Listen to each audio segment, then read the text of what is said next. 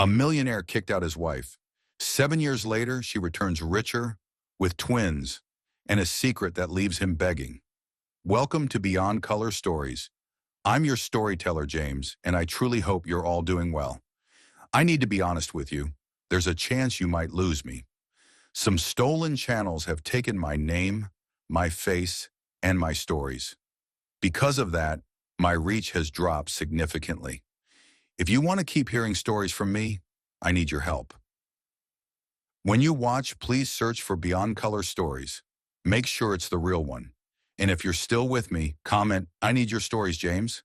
That's my last hope to stay connected with you. Otherwise, this might be goodbye. Please like and subscribe to keep this channel alive. Now, let's begin with a broken heart and a hopeful spirit. Safa once believed love was the one truth that never wavered, that vows whispered under candlelight and sealed beneath 1,000 stars could stand against the world. But the day her husband Chris, wealthy, magnetic Chris, whose name once felt like music, looked at her not with warmth but suspicion, everything shattered. Her world, once secure, collapsed like a vase flung from a balcony. Sharp, brutal, cutting her from every angle. And nothing, no words, could ever describe the pain of that betrayal. She remembered the moment vividly, golden sunlight spilling into their penthouse, the gentle noise of the city humming beneath. Then suddenly his voice, cold, accusatory, accusing her of a betrayal she had never even imagined. Her lungs froze, her body stiffened. She looked at his face, his eyes twisted with doubt. Doubt seated by someone she'd never even considered a threat. A woman cloaked in charm, hiding venom behind a motherly smile. Kelly, his stepmother. Kelly's jealousy had always been quiet, a slow-burning fire. But that day her lies detonated like a bomb. They didn't just fracture a love story, they burned it down. Safa, calm but shattered, had pleaded with Chris. Her voice trembled but didn't break. She begged him to pause, to look into her eyes and see the truth. But Chris, the man she believed would battle the world for her, had already turned away.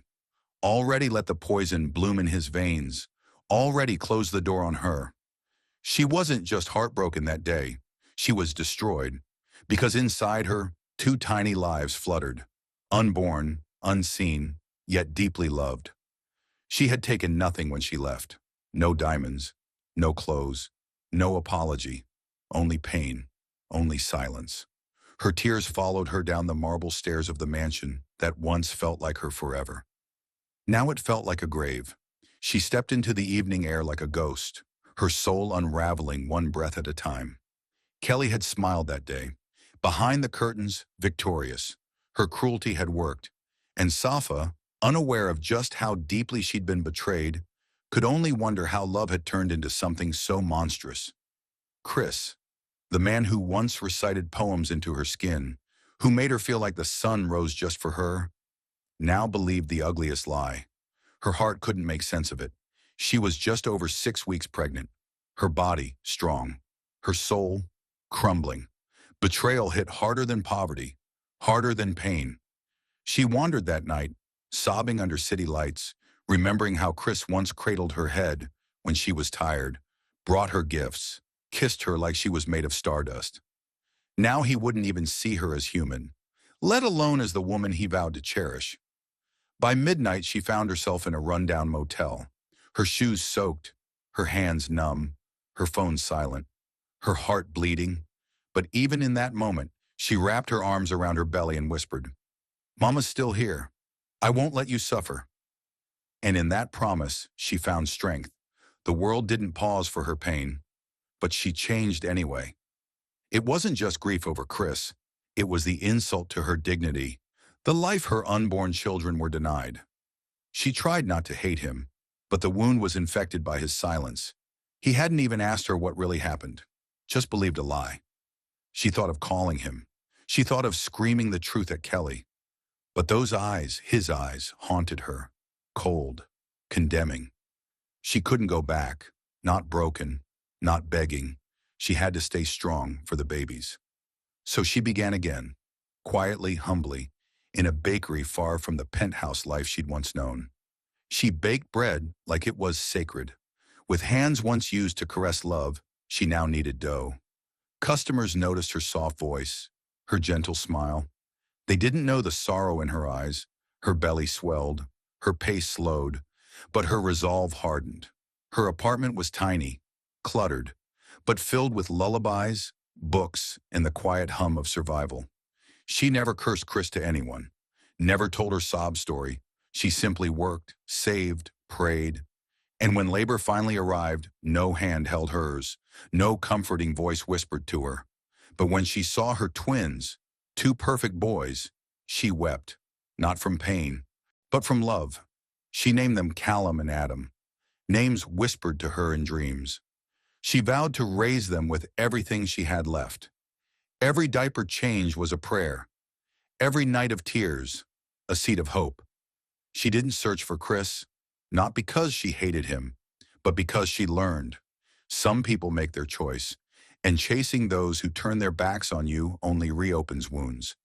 Instead, she built, one day at a time. Though nights still held unanswered questions, she never let them harden her. Her strength wasn't loud, it was quiet, enduring. She grew from pain like a rose from concrete, raising her sons with gentleness, teaching them kindness, never speaking ill of their father. Sometimes when they laughed just like him or smiled a certain way, her heart twisted. Not with longing, but with a soft ache. Kelly's lie hadn't just broken a marriage, it had stolen a family. But Safa didn't let it define her. She turned pain into power, opened a cafe, then another. Her baking, now her legacy. Soon customers filled the warm, fragrant spaces where her sons played in corners, where Safa, with flower on her cheek, served love with every pastry. Blogs discovered her. Food magazines followed, but she never told them the full truth. She wasn't hiding. She had simply moved on, because survival was her revenge, and thriving. Thriving was her triumph. Chris remained in his golden cage, unaware that two miracles bore his name. But Safa kept rising, one quiet, powerful step at a time. His voice cracked on the last word, the final syllable barely escaping his lips before he collapsed onto the nearest armchair, shoulders heaving with the weight of a truth that had arrived far too late. Kelly stood rigid, arms crossed as if her pearls could protect her from the reckoning she'd long postponed.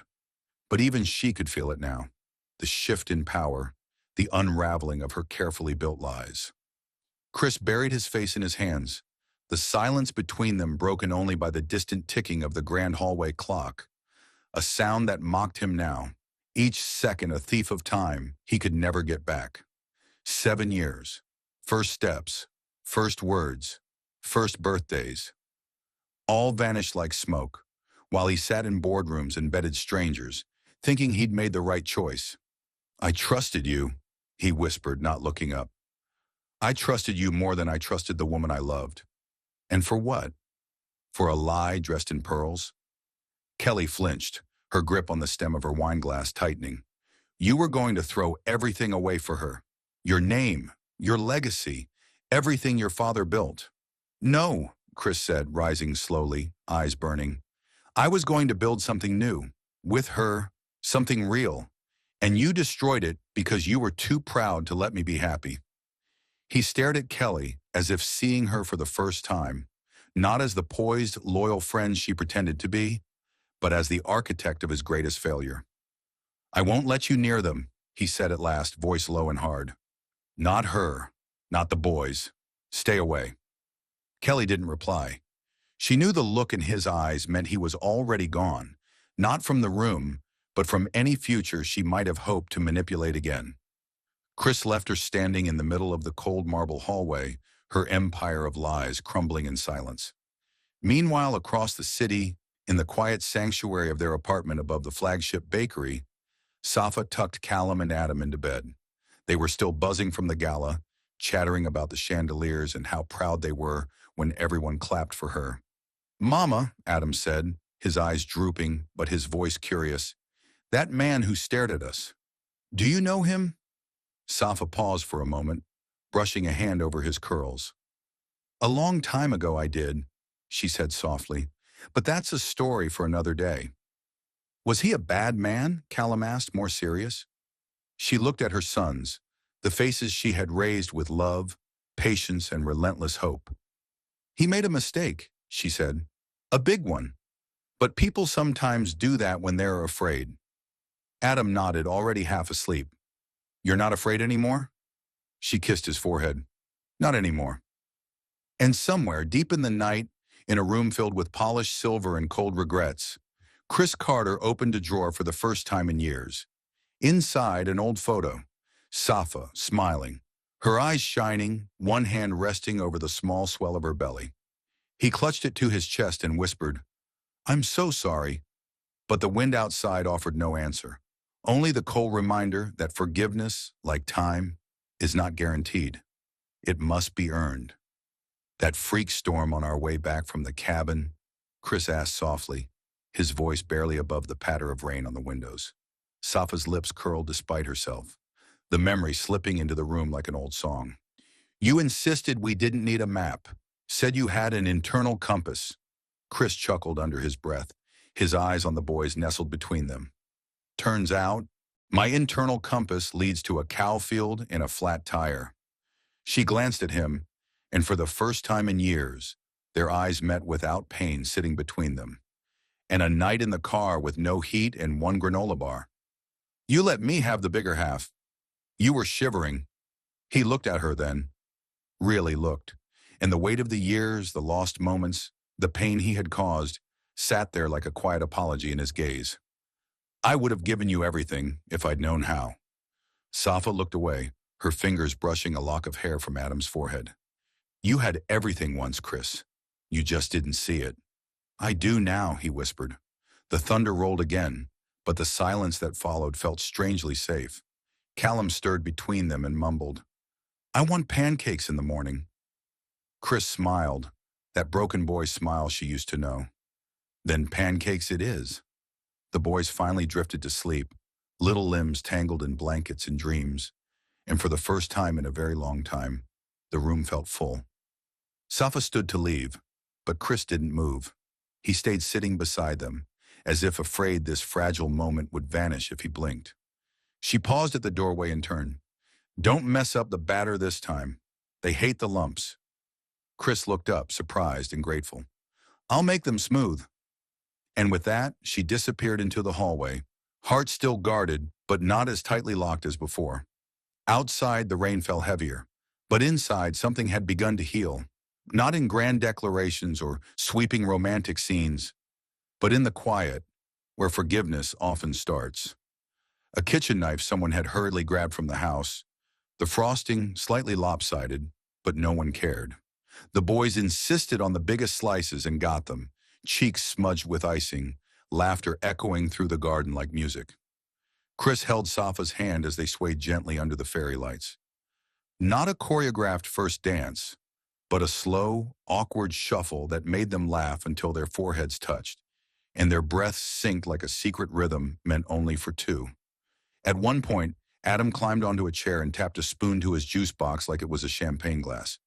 I just want to say, he declared with the seriousness of a world leader, that I'm glad Mommy said yes, and now Daddy can stay forever. And also, I really like cake.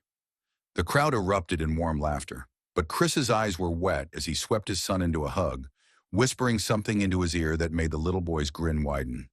As the night deepened, stars spilled across the sky like confetti, and Safa found herself barefoot in the middle of the yard, holding Chris's jacket over her shoulders and watching their sons fall asleep in a tangle of blankets and cousins and stuffed animals.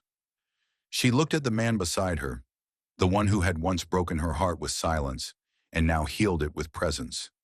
And for the first time in years, she didn't feel like she was waiting for the other shoe to drop. No more waiting, no more wondering. Just this, a new beginning, messy and magnificent. Later, after the last of the guests had gone home and the backyard was quiet again, Chris and Safa stood in the kitchen, side by side, washing dishes. It was the kind of mundane moment people overlook, but Safa felt its weight in her bones. She bumped her hip against his playfully. So, husband again, huh? Chris smiled, setting a plate on the rack. Yeah, think you can handle it this time? Safa leaned in, pressing a kiss to his cheek. Only if you keep doing the dishes. And he did. That night and every night after. Not because it was expected, but because love now lived in the little things, in dish soap and shared glances, in bedtime stories and sleepy good nights. Because this time, love wasn't about proving anything. It was about living it, fully and without fear. And so the second time they said, I do, it wasn't the end of the story. His office walls became a chaotic gallery of crayon masterpieces and finger-painted galaxies, a place where quarterly reports sat beneath paper dragons and family stick figures, with disproportionate heads and hearts too big for their bodies. He no longer measured success in profit margins or investor calls, but in bedtime giggles, sticky hugs, and the way Sapa looked at him like he was worth loving, truly loving, despite everything. Each evening, Chris made it a ritual to return home not just physically, but emotionally. He left his briefcase by the door like a badge he no longer needed to wear, and instead picked up the roles that truly mattered: husband, father, protector, student of love. He asked the boys about their dreams, and he listened as if each one was a sacred prophecy. He watched Sapa as she read beneath the porch light, her robe tucked around her legs, camera sometimes dangling from her wrist, and marveled at how peace looked so stunning on her skin. And sometimes, when the world felt too loud, or the ghosts of his failures whispered again, he'd take that little wooden box from his nightstand, open it, and reread her notes. They were still tucked in neatly, each fold worn soft from his fingers, each word now a balm to the parts of him that used to bleed. Thank you for trying. You make us feel safe. I believe in the man you're becoming. These weren't just messages from her. They were pieces of his redemption and stitched lovingly in her handwriting. In those quiet midnight hours, Chris would sit with his journal too. Not to plan, not to strategize, but simply to feel. To write down the way Sapa smelled after a rain shower, or how Callum had said, I want to be like you, Daddy, and how that single sentence undid him more than any deal he'd ever closed. He wrote about how love wasn't loud and demanding. It was quiet, faithful, always there in the way she refilled his coffee or the way the boys reached for his hand without hesitation. He had spent years trying to conquer the world, only to realize the kingdom he truly needed to rule was within the four walls of a home that smelled like vanilla, sounded like laughter, and felt like grace. And in those pages between scratched-out sentences and ink-smudged revelations, he finally saw himself, not as the man he once was, but the man he had become. A man rebuilt not by power, but by softness. A man saved not by control, but by the gentle, relentless love of a woman who believed in second chances. A man loved by two wild boys who didn't care about his mistakes, only that he showed up. Chris no longer feared the future. He welcomed it. With pancake Saturdays, flashlight bedtime stories, and one hand always reaching for Sapas beneath the dinner table. His love story wasn't grand or perfect, but it was theirs, sacred in its mess, glorious in its healing, and finally, exactly where it was always meant to be. Can't believe we made it, but I wouldn't change a single thing. Not the pain, not the mistakes, not the long nights. Because every road, no matter how broken, led me back to you. Safa closed her eyes, the soft hum of the film blending with the rhythm of his heartbeat beneath her palm. I used to wonder, she murmured, if love could survive betrayal, if trust could ever be rebuilt. But now I know, it can. It just needs someone willing to stay, to try, to fight with kindness. Chris brushed a kiss into her hair. And you fought for me even when I didn't deserve it. You stayed. You taught me how to be the man you needed, not the one I thought I had to be. Outside, the sky blushed with fading gold, and their house, once silent with tension, now alive with peace, stood like a sanctuary, built not of brick and wood, but of trials overcome, of love weathered and refined. Every wall held echoes of laughter. Every hallway remembered footsteps of forgiveness. And every room, now filled with light, bore no trace of the storm that once nearly tore them apart. In the quiet, neither said another word.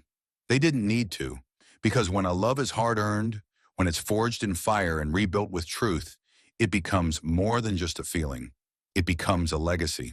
And theirs was etched into the lives of two little boys who knew safety, into Sunday morning pancakes, into midnight dances in wool socks, into the sacred rhythm of a marriage reborn. As twilight slipped into night, Chris whispered one last thing, barely louder than a breath, but strong enough to carry across every year they'd lived and every year yet to come. We're finally home.